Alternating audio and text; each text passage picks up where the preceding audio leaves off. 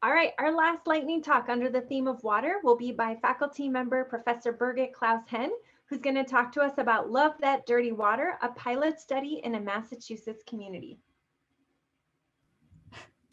Great, thank you, Pam. Great to see everyone today. Yeah, so today I'm going to tell a very short story about a local Massachusetts community located in Metro West part of Boston called Holliston that's been grappling with episodes of dirty water for years. Next. So the problem is, as you can see here, water from this community's public drinking water supply sometimes looks like this. And these are photos taken by residents of their own tap water and posted on a community Facebook page. So of course, this discoloration is a nuisance for aesthetic reasons. Next. But the bigger question, of course, is, are there health implications? And if so, what are they, even on days when the water isn't so obviously discolored, but still contains some level of manganese, which is what's discoloring the water. Next. So it's important to know that manganese is a naturally occurring element that's ubiquitous in the environment. Depending on the geology, manganese can be found at high levels in the bedrock, and then that's how it gets into drinking water.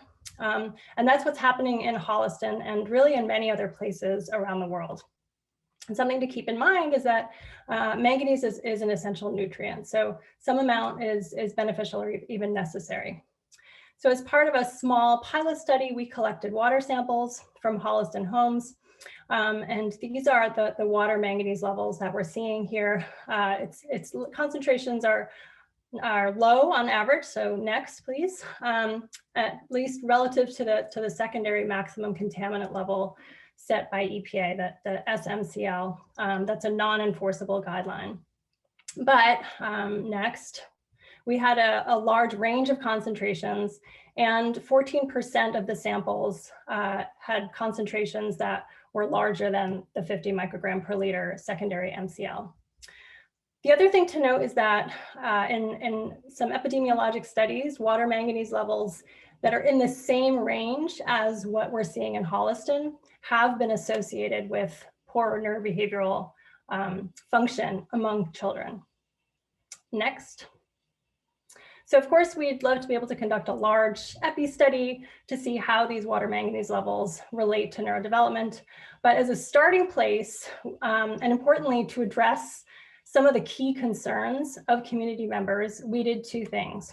First, we worked to understand what exposure levels look like in early life of kids in this area by using naturally shed baby teeth.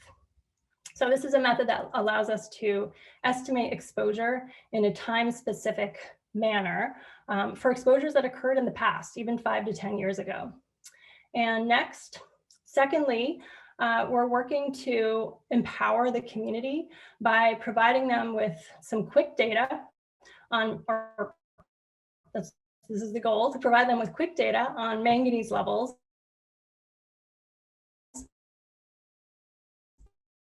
that are working with some engineers and collaborators to validate a miniature electrochemical sensor that we hope can be useful to this community and hopefully to many other communities that are grappling with the same challenge of high levels of manganese in their drinking water.